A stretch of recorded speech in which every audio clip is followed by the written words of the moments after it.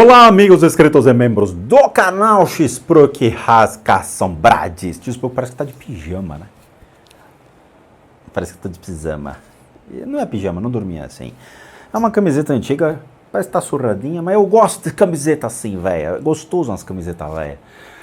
E aproveitando a luz do dia, continuamente, porque, igual do sábado passado, este sábado nós vamos continuar a nossa incrível análise da Please Transforme-se. Por que não? Vamos continuar batendo papinho sobre Transforme-se. Meu Deus do céu, X-Pro, que eu Transforme-se, eu adoro. É legal pra caramba a gente conversar, a gente trocar uma ideia, eu contar, desabafar a minha vida pra vocês. É legal, vamos continuar trocando uma ideia sobre essa incrível playlist, a Transforme-se, onde nós vamos tratar parábolas, histórias, koans, passagens reais de pessoas reais ligadas ao budismo, beleza? Então a gente vai se limitar ao budismo, que é algo que eu estudo, algo que eu gosto, algo que realmente faz parte da minha vida. Eu quero compartilhar com vocês, meus nobres amiguinhos, trazendo esta relação de aprendizado mútuo entre nós, ok? Combinado? Então, a partir de agora, eu irei ler, ou lerei, o capítulo de um livro legal dentro do budismo japonês. Então continuaremos aqui a nossa saga do budismo japonês para entendermos melhor, cada vez mais, sobre o que realmente ocorre dentro dos koans, que são essas histórias budistas relacionadas a um budismo zen, ok? Beleza? Combinado? Então sentem-se, acomodem-se, porque vem uma história muito legal para a gente poder analisar. Há muito tempo, Eishin Sozu, também conhecido como Genshin, que morreu em 1017 anos depois de Cristo, fez com que alguém espantasse um veadinho que comia grama no jardim. Parece que o senhor não tem compaixão. Por que não quer compartilhar sua grama com o bichinho e o afugentou? Ele respondeu: se eu não o afugentasse, ele eventualmente se tornaria familiar com seres humanos. E se acaso se aproximasse de uma pessoa má, certamente seria morto. Por isso o espantei. Vamos lá. O monge Genshin era da tradição Tendai, que significa plataforma celestial. Esta ordem foi criada na China por um monge chamado Jinhi. E muitos ensinamentos de Buda estavam chegando na Índia e alguns pareciam até mesmo contradizer outros. Assim, o monge criou uma estrutura para que os ensinamentos fossem reconhecidos de acordo com as diferentes etapas da vida de Buda. Muito bem. A gente falou sobre isso num passado, não é mesmo?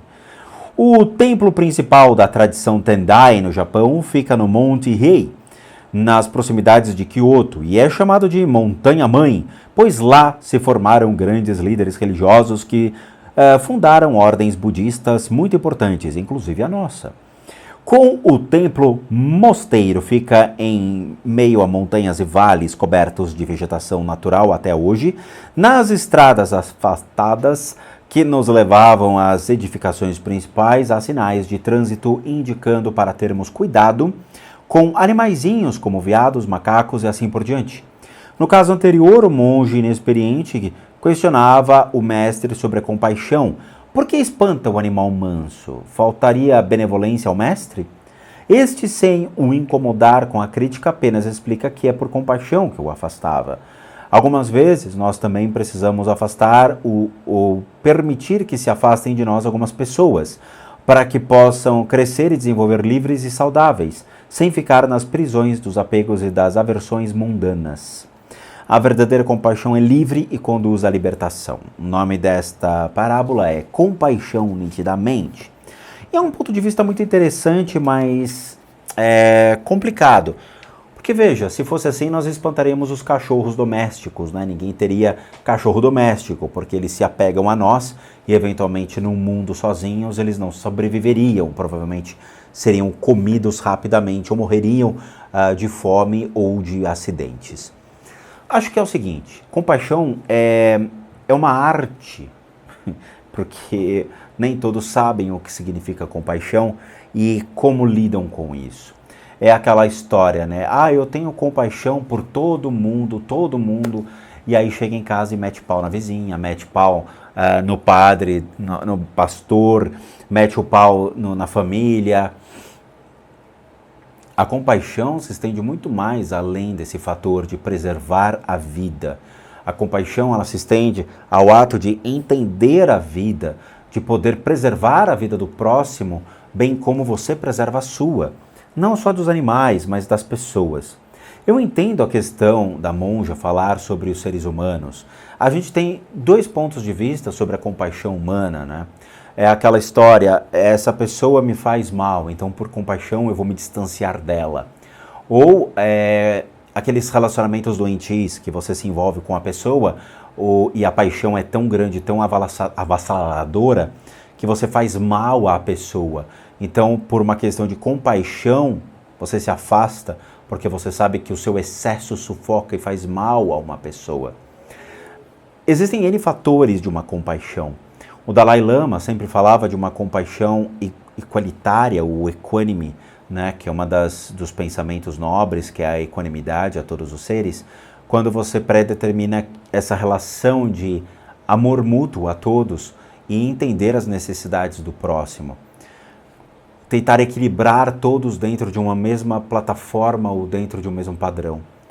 Isso aqui é a arte da compaixão. Você poder interpretar, entender as necessidades do próximo e você mesmo assim, mesmo discorrendo o quão às vezes é estúpido, idiota certas coisas, você tenta colocar no mesmo patamar que você e as suas necessidades. A gente vê certas histórias de compaixão que realmente a gente fala, talvez hoje em dia não fosse aplicado. Talvez realmente as pessoas não espantassem o bichinho, mas tentassem domesticá-lo. O que também é um erro, porque você cria uma dependência desse ser para com você. Mas é uma parábola muito questionável que muitas pessoas vão estar falando. Eu não espantaria o servo ou o veado. Eu realmente tentaria apaziguá-lo ou tentaria transformar as relações entre os reinos, o reino animal com o reino humano, cada vez mais próximo. Embora o ser humano seja um predador compulsivo, até mesmo por matar animais desse tipo, por hobby, por uma caça, ou seja, ele destrói o direito à vida de um animal simplesmente pelo seu prazer de matá-lo, há necessidade de aproximar todos os reinos e entender que eles também têm necessidades e que eles são importantes para todo o equilíbrio do planeta. Eles não são somente seres que existem por lá e você olha e você fala, olha que legal, um animal, vamos matá-lo. Por quê? Porque é isso que a gente faz com animais. Sabe, o ser humano tem que parar de matar os animais e entender que eles têm o mesmo direito à vida. Eu não como carne. Eu não como carne vermelha, não como carne de porco, eu não como carne de outros animais. Por quê? De frango. Não somente porque eu desenvolvi naturalmente uma baita alergia para esse tipo de alimento desde os 20 anos, mas porque eu aprendi a relação da gente poder entender que eles têm o mesmo direito à existência. E as pessoas não veem isso. As pessoas veem eles no seu prato de comida e se deliciam com a sua carne morta. Ou seja, é um canibalismo nato sobre algo que tinha o mesmo direito de existir. Eu não sei se o ser humano se sentiria tão bem assim comendo o seu próprio filho. Talvez, se você visse realmente essa imagem, você pararia de comer carne, porque é o seu próprio canibalismo. Isso eu falo de coração para vocês, para que vocês entendam a relação de não tirem a vida daquele que tem o mesmo direito à sua existência, sabe?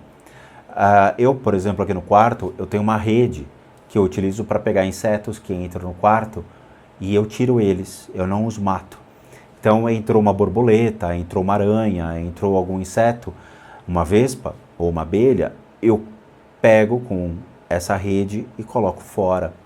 Sabe? Por quê? Porque eles também têm o mesmo direito de existir do que a gente. Eu sei que se ele entrar aqui, ele morre. Qualquer inseto que entre na sua casa acaba falecendo, porque ele não sabe sair da sua casa, ou mesmo ele vai encontrar alimentos ou abrigo e acaba falecendo no dia seguinte. Então, eu prefiro retirá-los para que eles possam continuar a sua existência ao longo da sua permanência na vida, ou seja, no seu habitat, na sua vida. Eu sou aqui o invasor da sua própria natureza.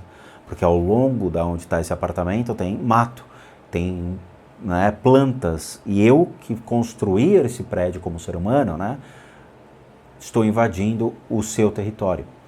Então eu tenho que aprender a dar o direito deles entenderem que se eles entrarem aqui, eles vão morrer pela sua própria natureza e não porque eu vou matá-los, porque eu não vou matá-los. Tá? O veado da parábola, se ele realmente quer comer aquela grama, que ele coma, mas que ele entenda que é só a grama que ele possa vir a comer e não se apaziguar com os seres humanos, porque ele eventualmente não vai. Ele não vai, ele provavelmente só entrou lá para comer. A mesma coisa, os insetos às vezes entram aqui para se proteger, para se esconder ou para procurar alimento. Então assim, a parábola é muito legal, mas gera pontos de vista muito diferentes dentro desse princípio da compaixão, do que seria realmente a interpretação do animal, poder entender as necessidades do animal e poder às vezes até dar abrigo e protegê-lo de outros predadores ou mesmo de caçadores. Eu abriria a porta da minha casa para colocar esse animal para escapar de caçadores, com certeza. Com certeza. Tá? Sinto pelos caçadores, mas as pessoas têm que parar com esse hábito ridículo de caçar por prazer ou de se alimentar com a carne de animais mortos pelo simples prazer que eles têm. Tá? Eles têm o mesmo direito à vida e eu fico muito chateado quando vejo animais morrendo por simplesmente o ser humano sendo o seu predador. É uma pena, tá? Mas é isso, uma parábola curtinha. Eu peço que vocês reflitam sobre esses apontamentos, a questão dos animais. Eu queria que vocês começassem a olhar os animais como seres humanos. Olhe nos olhos do animal. Chegue em casa e olhe no olho do seu cachorro. Você vai ver que tem algo lá dentro, tem uma essência lá dentro, tem uma alma lá dentro, tem o mesmo direito à vida que você tem. Ele respira, ele anda, ele come, ele brinca, ele vive da mesma maneira que você vive. Ele dorme, ele acorda, ele tem o mesmo direito da existência que você tem. Não maltrate os animais, respeite os animais, consuma o menor nível de carne possível. Poupe a vida dos animais. Pense e reflita sobre isso, sério mesmo, tá bom? Faça da sua vida melhor para com os outros. Isso é compaixão. Isso é compaixão. Então é isso. Quero agradecer a todos, muito obrigado. Obrigado por assistir o vídeo até agora. Como recadinhos finais, todo mundo que sabe que eu, Rodrigo, sou um terapeuta, um psicoterapeuta alternativo, sou licenciado nacional e internacionalmente por institutos que me habilitam, me capacitam para que por meio de técnicas alternativas a gente consiga complementar a medicina tradicional, complementar e não substituir. Nós complementamos ali para tratamentos das enfermidades físicas, emocionais, mentais, bem como as limpezas de casa e as análises de casa.